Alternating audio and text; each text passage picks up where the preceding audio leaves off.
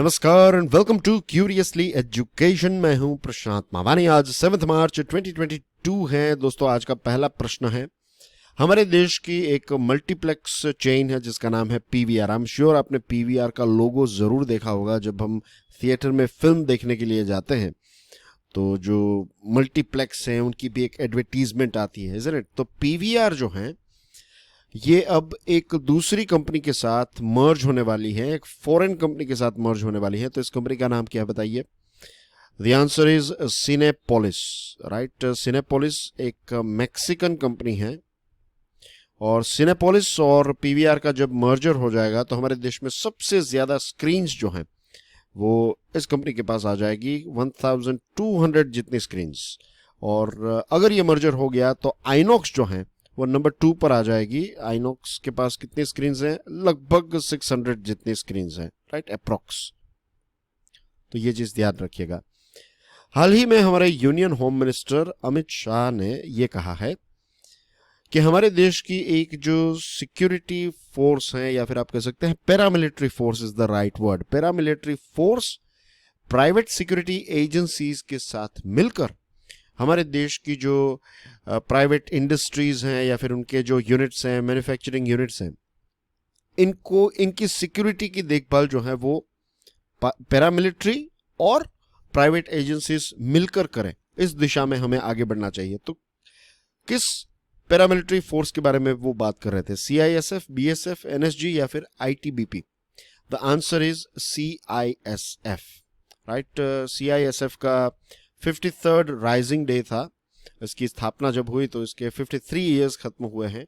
तो इसी मौके पर बात करते हुए उन्होंने ये कहा कि आने वाले 25 सालों का सीआईएसएफ को रोड मैप बनाना चाहिए और प्राइवेट सिक्योरिटी एजेंसीज जो हैं उनको ट्रेनिंग सीआईएसएफ प्रोवाइड करेगी और प्राइवेट कंपनी और सीआईएसएफ मिलकर ये जो अलग अलग इंपॉर्टेंट यूनिट्स हैं, जैसे कि फॉर एग्जांपल रिलायंस या फिर आप हमारे न्यूक्लियर पावर प्लांट को देख लीजिए, तो इनकी देखभाल जो है वो सीआईएसएफ करती है। हम जब एयरपोर्ट्स पर जाते हैं तो वहां पर सिक्योरिटी प्रोवाइड करने का काम जो है वो सीआईएसएफ करती है।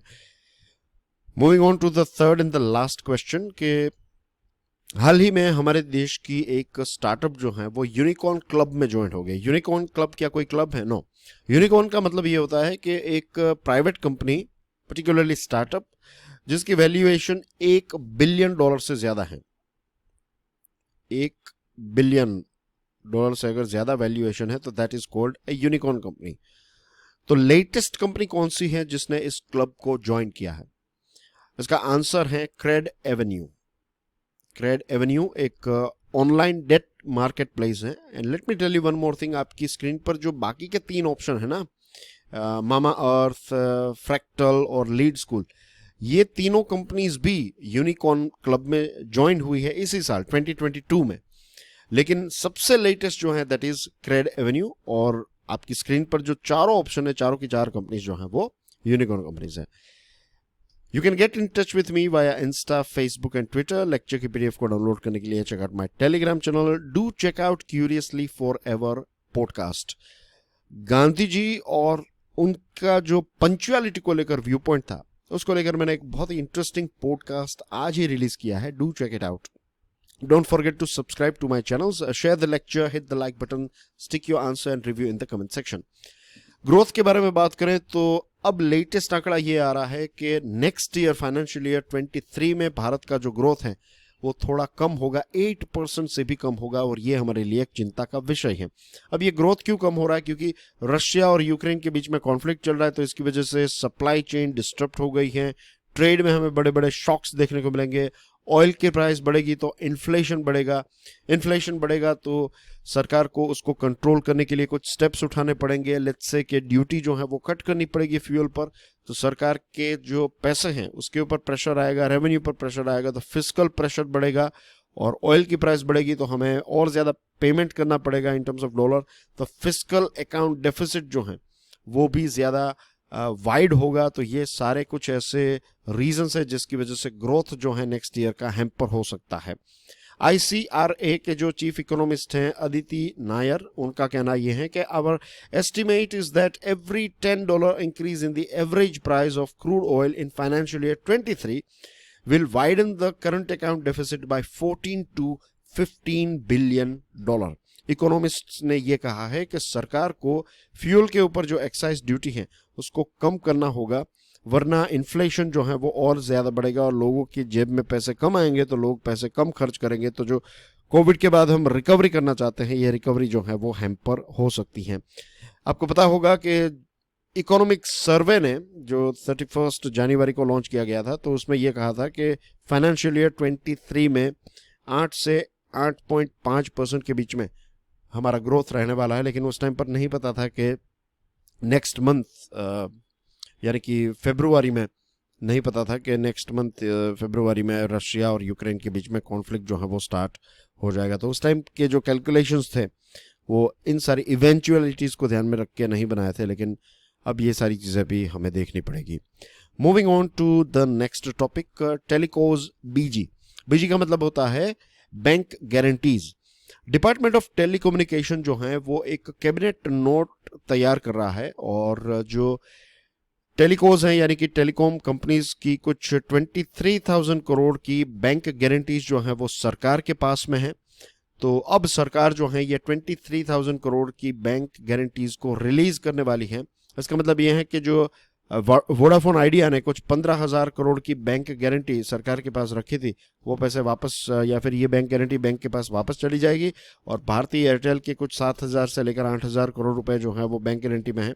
तो ये पैसे जब रिलीज होंगे तो बेसिकली होगा ये कि जो बैंक है उनके पास ये पैसे आएंगे, उनकी बैंक गारंटी थोड़ी लिक्विड हो जाएगी, तो ये कंपनीज फॉर एग्जांपल वीआई यानी कि वोडाफोन आइडिया जो है वो और ज़्यादा लोन्स बैंक से ले पाएगी और अपना 4G नेटवर्क जो है उसको एक्सपांड करना चाहती हैं, तो ये चीज़ कर पाएगी ताकि वो रिलायंस और एयरटेल जैसी कंपनीज के सामने टिक सकें। अभी ये नोट जो है ये कंसिडरेशन में है, अभी कैबिनेट ने इसके ऊपर डिसीजन नहीं लिया है। डिपार्टमेंट ऑफ टेलीकम्युनिकेशन फिलहाल इस नोट को तैयार कर रहा है और hopefully by the end of March या फिर अप्रैल में, अर्ली अप्रैल में कैबिनेट के पास ये टॉपिक जाएगा और अगर कैबिनेट इसको ग्रीन सिग्नल दे देती है तो ये पैसे जो हैं वो वापस, ये बैंक गारंटी जो है वो रिलीज की जाएगी। लास्ट ईयर सरकार ने टेलीकॉम रिलीफ पैकेज अनाउंस किया था और इसमें यह कहा था कि companies to pay the principal amount to the government only after 4 years। जो उनको AGR पर पैसे पे करने थे तो इसका प्रिंसिपल जो है वो आप 4 साल के बाद पे करेंगे। तो एक प्रकार की राहत जो है वो सरकार ने दी थी क्योंकि टेलीकॉम कंपनीज की हालत जो है वो काफ़ी ख़राब हो गई है। रिलायंस जियो को छोड़ दे तो बाकी कंपनीज जो है उनकी हालत ख़राब है, खास करके वोडाफोन आइडिया की। Moving on to next topic, health care. भारत सरकार पर्टिकुलरली नीति आयोग एक रेगुलेटरी फ्रेमवर्क तैयार करना चाहती है हमारे देश के जो बुजुर्ग हैं, एल्डरली लोगों के लिए, और आने वाले 30 सालों में हमारे देश में जो एल्डरली लोग हैं जिनकी एज 60 से ज़्यादा होती है, 60 या फिर उससे ज़्यादा, तो ऐसे लोगों की पॉपुलेशन जो है वो हमारे देश में बहुत ज़्यादा बढ़ जाएगी, राइट, डबल जितनी हो जाएगी, अभी जो है उससे भी डबल हो जाएगी। और इसी चीज़ को लेकर नीति आयोग जो है वो एक फ्रेमवर्क, रेगुलेटरी फ्रेमवर्क यानी कि रूल्स एंड रेगुलेशंस अभी से तय कर लेना चाहता है और इसको लेकर वो अलग अलग मिनिस्ट्रीज़ के साथ डिस्कशन कर रहा है। हेल्थ मिनिस्ट्री इसमें शामिल हैं, social justice and empowerment ministry इसमें शामिल हैं, और जो रूल्स एंड रेगुलेशंस हैं उसमें कुछ चीज़ें स्टैंडर्डाइज की जाएगी, जैसे कि accreditation standards, licensing requirement, policy support, clinical guidelines, ये सारी चीज़ें। आंकड़ा अगर हम देखें तो 2050 तक हमारे देश की लगभग 19% पॉपुलेशन यानी कि 330 मिलियन लोग जो हैं वो 60 प्लस के एज ब्रैकेट में आ जाएंगे। तो अभी हमारा देश जो है वो काफ़ी यंग देश है, लेकिन लेट्स से आने वाले 25 सालों के अंदर, 25 से 30 सालों के अंदर हमारा देश जो है उसमें बूढ़ा देश तो नहीं होगा, लेकिन बहुत सारे लोग जो हैं उनकी एज 60 प्लस हो जाएगी। तो अभी से प्लानिंग करना बहुत ही इम्पोर्टेंट है। और क्या होता है कि एक देश में जो एल्डरली लोगों की पॉपुलेशन अगर बढ़ती है तो उतनी सारी फैसिलिटीज़ आपको क्रिएट करनी पड़ती हैं, राइट, के जो एल्डरली लोग हैं तो उनकी क्या रिक्वायरमेंट है, पार्क्स क्रिएट करने हैं तो वो क्रिएट करने पड़ेंगे, और सबसे ज़्यादा तो नॉन कम्युनिकेबल डिजीज़, राइट, ये ब्लड प्रेशर, डायबिटीज़, ये सारे डिजीज़ जो हैं, तो इसकी वजह से बहुत सारे लोग, आज जो यंग लोग हैं तो वो जब उस एज में पहुंचेंगे तो उनको बहुत सारी ऐसी मेडिकल फैसिलिटीज़ की रिक्वायरमेंट होगी। तो अभी से प्लानिंग करना इम्पोर्टेंट है। सरकार ने national programme for health care of the elderly NPHCE launch किया और इसी के साथ साथ एक national action plan for senior citizens भी लॉन्च किया है। ये जो NPHCE है ये हेल्थ मिनिस्ट्री के द्वारा हैंडल किया जाता है और national action plan for senior citizen है। अब इसका नाम चेंज हो गया है, लेकिन ये ministry of social justice and empowerment ministry इसको संभालती है। NPHCE में क्या होता है, ये 2010-11 में लॉन्च किया गया था और इसमें जो एल्डरली लोग हैं, सीनियर सिटीजन्स हैं, उनको हेल्थ केयर फैसिलिटीज प्रोवाइड की जाती हैं। और ये national action plan for senior citizens हैं, इसका अब नाम हो गया है अटल वायो अभ्युदय योजना AVAY। और इसमें जो सीनियर सिटीजन्स हैं तो उनको फिर से जॉब मिले, री एम्प्लॉयमेंट, वो कुछ अपना रोजी रोटी कमा सके, उनको स्किल प्रोवाइड की जा सके, तो ये सारी चीज़ें जो हैं वो AVAY के द्वारा दी जाती हैं। एंड सरकार जो है वो एक होलिस्टिक तरीके से, एक ओवरऑल चीज़ों को ध्यान में रखते हुए एक रेगुलेटरी फ्रेमवर्क यानी कि एक रूल्स एंड रेगुलेशंस इसको लेकर बनाना चाहती है। अगर रूल्स एंड रेगुलेशंस नहीं होंगे तो फिर आप राइट डायरेक्शन में आगे नहीं बढ़ सकते। Isn't it simple as that. So that's everything in today's discussion dear friends. एक वीडियो मैंने लॉन्च किया है, it's about USA and Russia और क्यों ये यूरोप को लेकर ऑब्सेसिव हैं। तो उस लेक्चर की वजह से आज का ये लेक्चर जो है वो थोड़ा लेट हो गया, रीशेड्यूल करना पड़ा, but I am sure it's worth it. आप देखना वो लेक्चर, आपको बहुत सारी चीज़ें जो है वो पता चलेगी as far as USA and Russia and Europe is concern. कल जो मैंने प्रश्न यानी कि सैटरडे को जो प्रश्न पूछा था उसका आंसर है 141 और आपके लिए एक प्रश्न है कि पैलेडियम और नियोन का इस्तेमाल रॉ मटेरियल के तौर पर किसके प्रोडक्शन में किया जाता है। 4 चीज़ें हैं, सेमीकंडक्टर, स्कैनर्स, LED स्क्रीन या फिर ड्रोन्स। कौन सी चीज़ बनाने के लिए हमें पैलेडियम और नियोन चाहिए। बहुत ही इंपॉर्टेंट प्रश्न है, प्रीलिम्स में ये प्रश्न पूछा जा सकता है, आपको एग्जैक्टली पता होना चाहिए इन दोनों चीज़ों के बारे में।